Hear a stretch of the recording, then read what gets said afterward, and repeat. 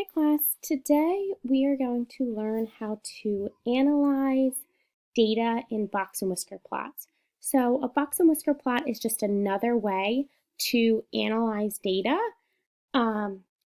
just like a stem and leaf plot, a line plot, a dot plot, all of those types of graphs that we have already learned about to display data. A box and whisker plot is the same thing. They're often called box plots. And what they do is they take a set of data, so a set of numbers, and they divide it into 4 equal parts. And those parts are called quartiles, okay? And then it shows how the data varies. So it really looks at the variability of the data. And because it's divided into 4 equal parts, that means each part, it represents 25% of the data. So this is the least value. That's your first number. That's your smallest number. Okay, so in this case, my smallest number looks like it's about 1. So we'll say our smallest number, one of those values is about 1. The next number in a box plot shows you the lower quartile, and we're going to come back to that. Then it shows you the median. Okay, that's about 30 here. That's the median. So that's the middle 50% of the data, right? The median cuts the data into half. So from here to here is 50% of the data, and then from the median to the greatest value is 50% of the data. This is called the upper quartile, and we'll come back to that as well. And then we have the greatest value. Okay, so if we look at this, the greatest value is about 90. So we'll say this largest number here is 90. All right. Now the median. The median is the middle. So let's say all of these numbers, we don't know exactly what they are, but they're in my data set.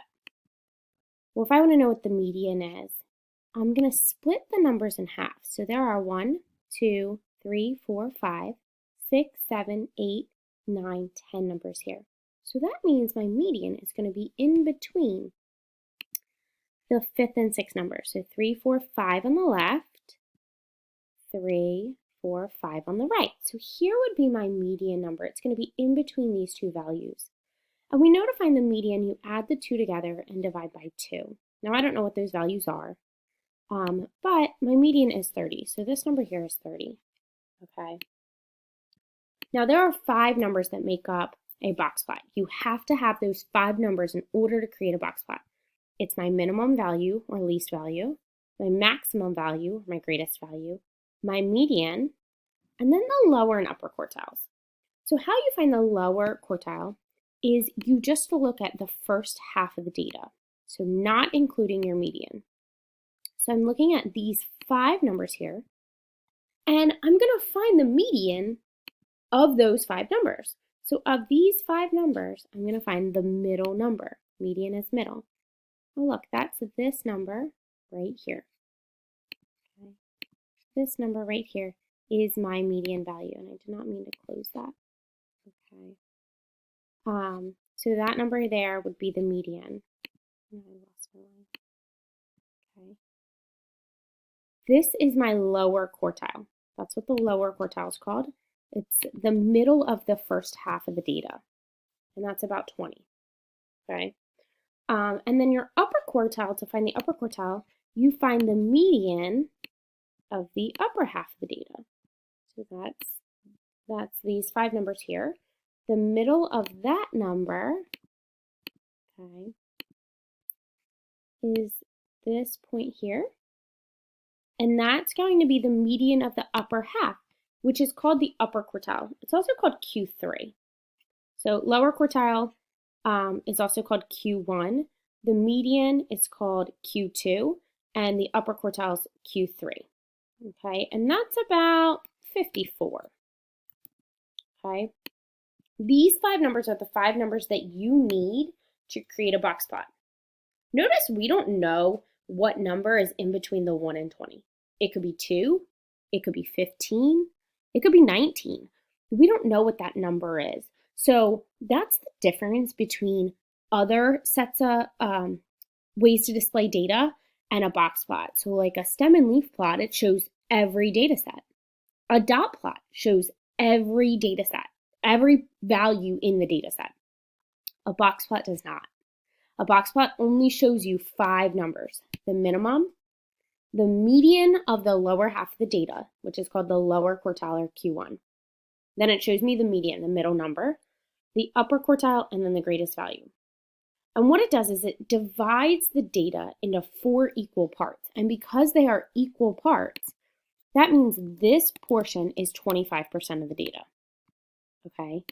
From the minimum to the lower quartile. That's 25% of my data. Well, then the lower quartile to the median is also 25%. Then the median to the upper quartile is 25%. And from the upper quartile to the greatest value is 25%. Like this line here, it looks a lot longer. Is it still 25%? Yes, there are still 2 numbers from the upper quartile to the greatest value. See, 2 numbers, 2 numbers, 2 numbers, 2 numbers. Okay, so it still represents 25% of the data. It just means that these data values from here to here are a lot more stretched out than the values maybe from here to here, from 20 to 30. So those numbers vary more. So it's looking at the variability, how your numbers vary. The key to box plots is this middle 50%. That's what we're really going to look at and talk about throughout box plots, which we're going to spend 4 days on box plots. So that's the most important, the middle 50% of the data. Okay. So box plots, again, the median score divides the data in half, and that's going to be the middle of your box. Okay. The box shows the middle half of the data, or the 50%, right? We talked about from here to here is 25%, and then from the median to the upper quartile is 25%. So that means this box here represents 50% of the data. It's the middle 50%. That's really important to know. Okay? Then these lines that stretch to the lower value and the greatest value, those are called whiskers. Okay? 25% of the data is below the lower quartile and 25% is above. So this is 25, this is 25. The boxes, each box also represent 25, so the whole box is 50%. Okay? So we're just going to go through and start analyzing some data. So number 1, it says, which class has a greater median attendance? And this is looking at knitting classes. So class A is a knitting class and class B is a knitting class. It's looking at the attendance, how many students attended these classes. So number 1, which class has a greater median attendance? So the median is the middle of the box. So let's go ahead and look at this here. The middle of the box. So my median here for class A is about 6. For class B, it's about 14. So which one has a greater median attendance? That's class B. It says how much greater is it? So 6 to 14, that's 8. So it's greater by about 8 students. Okay. Or they could be adults. I'm not sure who's attending these classes. Number 2, it says which class appears to have more consistent attendance? So consistent. It's like predictable. We're going to talk about predictability. But from class A, sometimes only 2 students show up.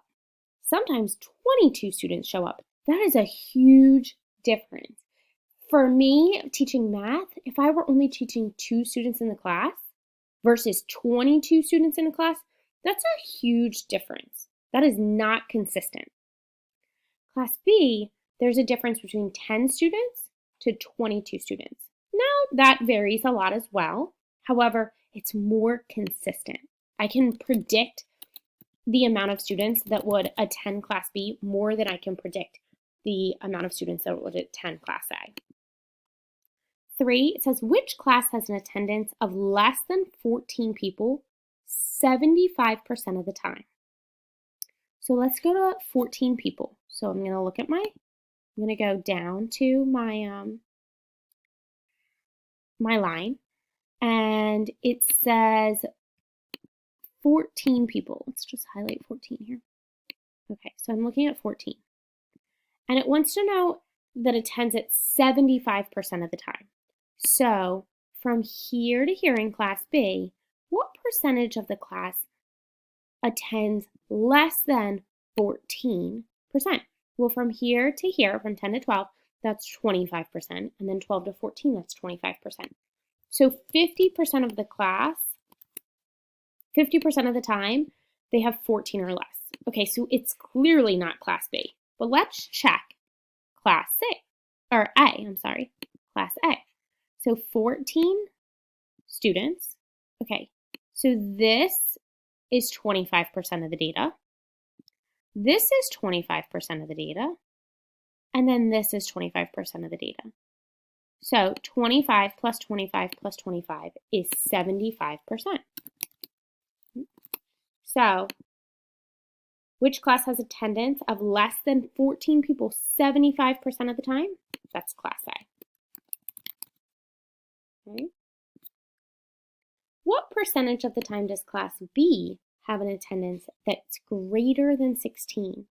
So here's 16 for Class B. It's just asking for Class B, and that's 25% of the time, right? Because each part represents 25%. Okay.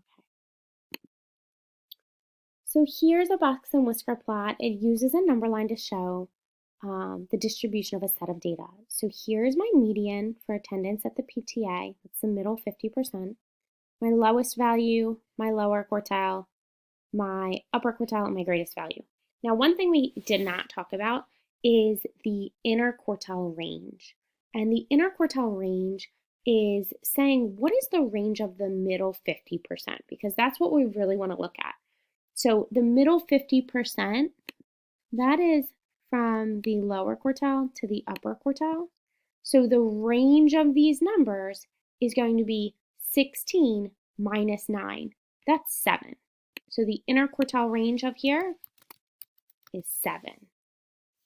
That's saying what's the middle 50%? Inner quartile range. So the range of the inner quartiles.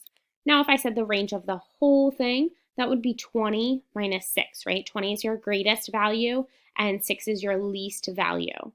So that would be 14. So inner quartile range is just the range of the middle 50%, okay? If you would like, you can go ahead and print out a copy of the notes worksheet in the folder for today, and you can copy these notes down. But variability, it shows how widely spread or closely clustered the data values are. So it's showing you, in a box plot, it's showing you how the data values vary. A box and whisker plot, it divides a data set into 4 equal parts, each containing 25% of the data. In order to create a box and whisker plot or a box plot, you need the 5-number summary. So you need 5 numbers, and it's called the 5-number summary, to create a box plot. The 5 numbers that you need are the minimum value, your smallest, quartile 1, or lower quartile, which is the median of the lower half of the data, the median, or Q2, the upper quartile, or Q3, and the maximum. Okay, those are the 5 numbers that you need to create a box plot. The first quartile is also called the lower quartile. It's the median of the lower half of the data. The second quartile is the median. So you can call it either one, the second quartile or the median. The median is the middle of the data. The third quartile is also called the upper quartile. It's the median of the upper half of the data. It's also called Q3, so it's the third quartile. Inner quartile range is what I just talked about. So inner quartile range is the middle 50% of the data. So it's Q3 or upper quartile minus Q1, your lower quartile. Okay, it's the range of the middle half of the data. So if we looked at this here to find the middle half of this data, here's the lower quartile, here's the upper quartile. So it's 78 minus 68. The inner quartile range is 10. Okay, we're going to really look at the inner quartile to understand if something is more predictable or less predictable, which is the same thing as consistency. So we're going to go ahead and analyze some box plots. Tomorrow, I'm going to talk about how to create a box plot more in depth. So don't worry about that. I just want you to be able to read a box plot and understand it. And then tomorrow, we're going to talk about how to create the box plots, and you will create box plots